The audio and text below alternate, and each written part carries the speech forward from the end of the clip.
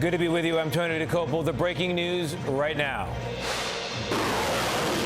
Air battles over Iran. A U.S. fighter jet shot down, one crew member rescued, the other missing. And during the search, another military aircraft is hit. That pilot, too, lifted safely from the Persian Gulf. What the White House is saying tonight and what happened.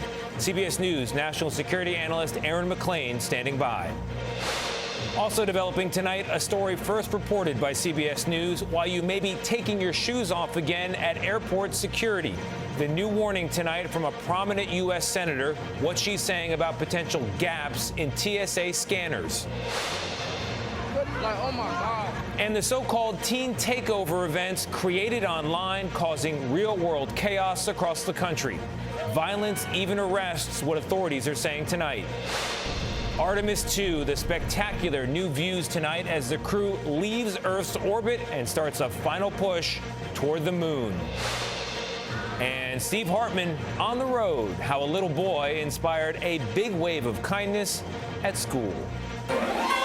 From CBS News headquarters in New York, this is the CBS Evening News with Tony DeCopel. Good evening. Somewhere in the dark of southern Iran right now, an American military aviator is missing in action, and there is a race tonight to locate and recover them before the Iranians can get there first. Those are the stakes after one of the most extraordinary days of this war. It all began with a U.S. F-15E fighter jet like that one on your screen, shot down by Iranian forces, the pilot and a weapons specialist ejecting safely and then evading capture on the ground. But as U.S. rescuers closed in, another aircraft also took fire and crashed, forcing that pilot to eject as well. They were later lifted from the Persian Gulf, and the pilot of the earlier F-15 has been rescued too. But that third crew member is still out there tonight, and we have multiple reports on what happened and what's being done to rescue them, starting with CBS News senior national security correspondent Charlie D'Agata, following things from London. Charlie, good evening. Good evening, Tony. So this is a first since the conflict began. The very latest we're getting out of U.S. officials tonight is that search and rescue is ongoing for that second crew member of the F-15, somewhere deep behind enemy lines in a remote region of Iran. And the downing of that second rescue aircraft due to enemy fire, even though the pilot was safely out of Iranian airspace before ejecting, just speaks to how dangerous this rescue mission is. We're learning tonight an A-10 Warthog like this took fire during the rescue mission. The pilot ejected over the Persian Gulf off the coast of Kuwait and was rescued safely. A helicopter carrying that rescued fighter jet pilot was also hit by small arms fire, wounding the crew, but managed to land safely. Iranian state TV was the first to report Iranian forces shot down a U.S. fighter jet, airing footage of the wreckage as proof. U.S. officials later confirmed the U.S. Air Force F-15E Strike Eagle had fallen to enemy fire and deep behind enemy lines. A two-seater version like these F-15s seen at a U.S. military base in Britain months ago, part of the buildup to the war. Sources tell us the crew ejected the aircraft and U.S. forces search and rescue teams were scrambled. Footage verified by CBS News shows two helicopters and a C-130 flying low level above the skies of central Iran. The fighter jet is believed to have gone down in a remote and mountainous region of a southwestern province, hundreds of miles south of the Iranian capital of Tehran. On state television, the Iranian regime announced a bounty on the crew, with a local businessman offering a $50,000 reward to anyone who captures crew members alive. The U.S. military will have rehearsed a search and rescue mission like this with teams on standby, especially in a military operation on this kind of scale. Crews are equipped with GPS and beacons with them to track their location and radios to contact rescue teams. So the downing of two combat aircraft calls into question claims from Defense Secretary Pete Hegseth and others that U.S. and Israeli forces have achieved air superiority. And it changes things dramatically because when the military sends fighter jets into a hostile environment, they want to make sure that their pilots are not within reach of enemy fire. That may not be the case. Tony? All right, Charlie, thank you very much. For more on this, let's bring in CBS News national security analyst Aaron McLean. He's a Marine Corps veteran who served in Afghanistan and the host of the School of War podcast. Aaron, in a sense, this was bound to happen. Thousands of air missions over Iran. Eventually, something's going to go down. What's a rescue mission like that look like? We have in the United States military an organization essentially dedicated to just this, the Air Force Para-Rescue Men, who operate with different aviation packages to insert in these exact circumstances. It's an extraordinary group of special operators who go in and rescue these pilots who themselves have extensive training on surviving, evading, and otherwise resisting potential captors. I'm tonight trying to imagine what it's like for this U.S. service member behind enemy lines, what kind of conditions they're in, the weather, but also what they have on them. What kind of equipment might they have? Well, their imperative, of course, is to survive. So they've got first aid gear, they've got training in how to administer self-care in case they're injured. As you might imagine, they can't anticipate that any help is coming quickly, so they have to take care of themselves. They have that all-important communications gear so that they can let the world know and let their chain of command know that they are okay and ideally participate in their own rescue, setting the conditions, conveying information about where they are. They have sidearm, potentially small arms like a compact assault rifle to defend themselves in extremis. That's not an ideal situation, you can imagine. The Iranians are looking for them. There's going to be more Iranians than there are crew members, so you want to avoid that, but they have it if they need it. But they have a way to avoid enemy personnel but still signal to potential rescuers? That's right. They've got a GPS tracker, they've got a beacon, and they've got an encrypted radio. In an ideal situation, they're able to speak on that radio and communicate the details of their circumstances to help coordinate their rescue. Well, we hope Air Force Pararescue gets there first. Absolutely. Thank you very much, Aaron. Appreciate it. Today's air battles in the Middle East come on the very same day that President Trump submitted a 2027 budget requesting an additional $1.5 trillion in military spending. That is the most in decades. Our chief White House correspondent Nancy Cordes has been following all of this, and she joins us now. Nancy, good evening. Good evening, Tony. White House officials tell us President Trump has been briefed about the downed F-15, but that's all they will say on the matter. And the president himself has been behind closed doors all day. He's been meeting with his national security team, so we haven't seen him. Now, Trump has claimed repeatedly over the past few weeks, Tony, that Iran's military, its air force, its anti-aircraft systems have all been decimated. But it now does appear that some of those capabilities may remain, even though we don't have all the details yet about how this F-15 was brought down. The president did suggest today that he may want to extend this war effort a little bit. He said, quote, with a little more time, we can easily open the Hormuz Strait, take the oil, and make a fortune. That was a change from his address to the nation on Wednesday night when he said the strait was just going to open up naturally once the war ends. Tony? Nancy Cordes at the White House. Nancy, thank you very much. Turning now to major news on airport security, a challenge to the move last year to end the TSA's shoes-off policy at airport checkpoints. As first reported by CBS News, a prominent Democratic senator says that move was reckless and could put the flying public at risk. Here's Homeland Security correspondent Nicole Skanga. In December 2001, Richard Reed attempted to detonate explosives concealed in his shoes on a Paris to Miami flight. The device never ignited, but the shoe bomber incident led to a long-standing TSA policy mandating passengers remove their shoes during screening. TSA will no longer require travelers to remove their shoes when they go through our security checkpoints. But last summer, Kristi Noem, then DHS secretary, announced its end. We have new technologies that can be used in X-ray baggage scanners. But covert testing of airport checkpoints led by the DHS Inspector General found serious vulnerabilities in screening, evidence that TSA's advanced imaging technology can't scan shoes.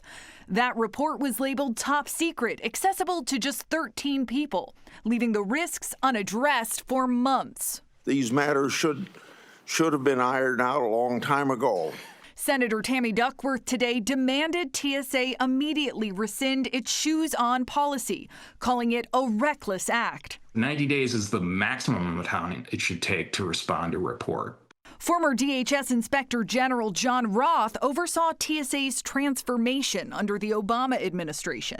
DHS under Secretary Noem took 7 months, and they're still sitting on this report. Is that a red flag? Yeah, it's inconceivable that if the Inspector General does covert testing, they find a significant security vulnerability, and then nothing occurs for 7 months. That's just a significant risk to the flying public. In his proposed White House budget, President Trump today called for partially privatizing the TSA. That plan would cut $52 million from the agency. Tony. Nicole Skanga, thank you very much. The U.S. economy saw a big hiring rebound in March. Employers added 178,000 jobs, with healthcare leading the surge, according to the Labor Department. The unemployment rate ticked down to 4.3%. That's a major improvement over February, when the U.S. lost more than 130,000 jobs. Now to the weather heading into this holiday weekend. Winter is still hanging around in some places, while dangerous thunderstorms could pop up from the plains to the Great Lakes. Meteorologist Rob Marciano tracking it all. Rob, good evening. Hey, good evening, Tony. Unfortunately, tonight's storm is a little bit more potent than last night, and it has all the hazards. So let's get to it. Severe thunderstorm watches and tornado watches line up across much of the central U.S., and now that's been extended into parts of Indiana. We've got a tornado warning just south of Peoria that could drop a tornado here anytime soon. And to the north, this is what we saw yesterday across parts of Wisconsin, and we got another ice storm warning tonight for this next batch of snow and ice coming in. Here you see another 6 to 12 inches of snow expected across the northern tier, and more ice. And there's over 10,000 people without electricity in Wisconsin now. And that severe threat moves to Ohio tomorrow as the front pushes off to the east, and then to the Carolinas on Sunday, as that's where the rain will be on Easter Sunday. The rest of the country, especially west of the Mississippi, should be mostly dry for the Sunday holiday, with warm temperatures across Colorado and California. Here in the east, it won't be nearly as nice as it is right here tonight. All right, Rob. Thank you very much. Now to a nationwide trend known as teen takeovers, a kind of flash mob for a new generation. Lots of kids showing up in the same place at the same time. But police say it's a mess, and sometimes it turns violent. CBS News correspondent Jason Allen has more. Sheriff deputies sprinted to break up fights as teenagers swarmed a trampoline business near Tampa. Just a teen takeover. In Chicago, teens raced up streets, running on top of parked cars. In Jacksonville, teens could be seen attacking each other right in front of law enforcement. I swear. No. We have a place for people like you. At another Jacksonville takeover event in February, 5 teenagers were shot. Organized on social media, a wave of spur-of-the-moment meetups has been creating chaos in American cities and has even spread overseas. Is it advertised as a let's come cause chaos? For the most part, yes, that's what it appears to be. It's bring your drama. In Mesquite, Texas, police keep a close eye on social media for posts advertising the teen takeovers. When police found out that there was a takeover planned here, they started adding more resources like this, visual deterrence to let kids know they're watching. And it worked. The takeover didn't happen.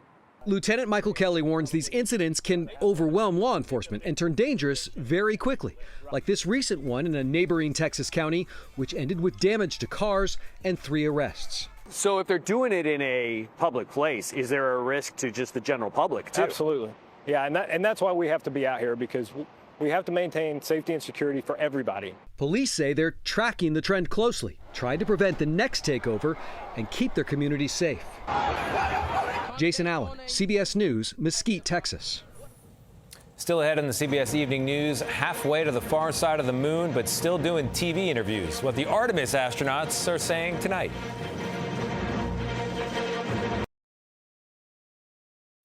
They're over 100,000 miles away tonight, almost halfway to the moon, and the Earth seems to be shrinking behind them. One of the Artemis astronauts said today, quote, "Humanity has once again shown what we are capable of. I'd say the new pictures prove it." Here's CBS national correspondent Mark Strassman. Planet Earth as seen by the crew of Artemis 2. A first for human eyes in more than a half century. Trust us, you look amazing. You look beautiful, no matter where you're from or you know what you look like. We're all one people. Houston is go for TLI. A final engine burn Thursday evening called TLI, translunar injection, hurtled the capsule out of orbit and onto the moon. With this burn to the moon, we do not leave Earth. We choose it. After a 4-day trip, a moment of mission drama will come Monday night, the lunar flyby. the Orion capsule will come within roughly 4,000 miles of the moon's surface. Artemis 2 will have traveled farther from Earth than anyone in space history. The lunar flyby, why does it matter? What do you hope to get out of it? We're going back to the moon. We're going to stay there, right? And so this is the first step towards that. We'll obviously build upon that. Anticipation's building inside the capsule. It was really great to wake up this morning and look out the window and see the full moon off the front of the vehicle. There's no doubt where we are heading right now, and really appreciate all the work down there. Destination ahead, that small dot to the right, drawing closer by the second. Tony, this is NASA's mock-up of the same Orion capsule, almost at the midpoint of its trip. And with each passing second, the 4 people inside it leave the rest of us farther behind. Tony? Very cool. Mark, thank you very much. Appreciate it. Up next, a car left alone for under a minute is stolen with a baby still inside it. What happened next?